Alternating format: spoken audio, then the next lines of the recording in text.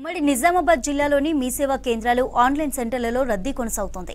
Ration కార్డుల కోసం భారీ సంఖ్యలో దరఖాస్తు చేసుకుంటున్నారు పబ్లిక్. 9 ఏళ్ల తర్వాత కొత్త పేర్ల నమోదు, పాత కార్డుల్లో మార్పులు చేర్పులకు అవకాశాన్ని కల్పించింది ప్రభుత్వం. నిజామాబాద్ జిల్లాలో ప్రజాపాలనలో 38,000 దరఖాస్తులు వచ్చాయి. కామారెడ్డి జిల్లాలో 32,000 మంది అప్లై చేసుకున్నారు.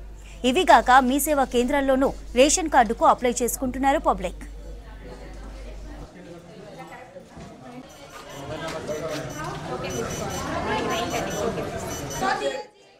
ఆరోగ్య గ్యారెంటీల పేరుతో అధికారంలోకి వచ్చినటువంటి కాంగ్రెస్ ప్రభుత్వం నేడు పేద ప్రజలకు ఇస్తున్న రేషన్ బియ్యం మరి ఏదైతే కేంద్రం ఇస్తుందో రేషన్ కార్డులు మంజూరు చేయాలని చెప్పేసి మరి గత ప్రభుత్వం చేసినటువంటి తప్పులే మరి ఈ ప్రభుత్వం కూడా చేస్తూ ఉంది.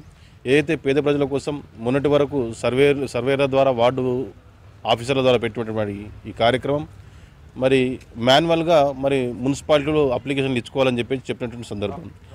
మరి ఏదైతే గతంలో ఒక 10 సంవత్సరాల క్రితం తహసీల్దార్ ఆఫీస్ గారి కార్యాలయంకి వెళ్ళేసి అక్కడ మాన్యువల్గా అప్లై చేసుకోవడం జరుగుతుండేది పేద ప్రజలందరూ కూడా రేషన్ బియ్యం కోసం.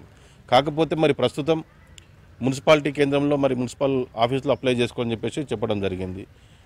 మున్సిపాలిటీకి వెళ్తే మున్సిపాలిటీ అధికారులు ఏదైతే మీ సేవ మరియు ఈ సేవ కేంద్రాలలో మరి ఆన్లైన్ ద్వారా అప్లై చేసుకోవాలని చెప్పేసి రేషన్ కార్డుల కొత్త విషయంలో చెప్పినారు. ఎంతోమంది పేదవాళ్ళు తిరుగుతుండ్రు. ఈడ వచ్చి రాష్ట్ర ప్రభుత్వానికి విజ్ఞప్తి చేస్తున్నాం.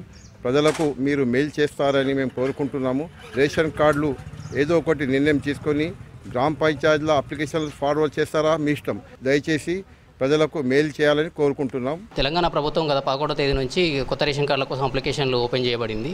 ఎక్కడా కూడా రేషన్ కార్డు లేని వాళ్ళు మాత్రమే కొత్త రేషన్ కార్డు కోసం అప్లై చేసుకోవాలి. ఆల్రెడీ పెళ్ళైన వాళ్ళు వాళ్ళ అమ్మవారి కార్డు ఉంటే దాన్ని కట్ చేయించుకొని వచ్చి ఇక్కడ కొత్త రేషన్ కార్డు కోసం అప్లై చేసుకోవచ్చు. ఆల్రెడీ ఉన్న వాళ్ళది మాత్రం ఆన్లైన్లో తీసుకోదు. దీన్ని ప్రజలు గమనించి మొదట వాళ్ళు ఎంఆర్ఓ ఆఫీస్కి వెళ్ళి అక్కడ రేషన్ కార్డు కట్ చేయించుకున్న తర్వాతనే ఇక్కడికి రావాలి. ఇంతకుముందు ప్రజాపాలనలో అప్లై చేసుకున్న వాళ్ళు కానీ ఎవరైనా ఉంటే వాళ్ళు ఆల్రెడీ రేషన్ కార్డు లేకపోతే మాత్రమే ఇక్కడికి వచ్చి కొత్త రేషన్ కార్డు కోసం అప్లై చేసుకోవాలి. ఆల్రెడీ రేషన్ కార్డు ఉన్న వాళ్ళు వాళ్ళ పిల్లల్ని యాడ్ చేసుకోవాలంటే వాళ్ళ పాత రేషన్ కార్డు ప్లస్ వాళ్ళ ఆధార్ కార్డులు తీసుకొని వచ్చి ఇక్కడ అప్లై చేసుకుంటే మేము అప్లికేషన్ తీసుకోబడతాయి.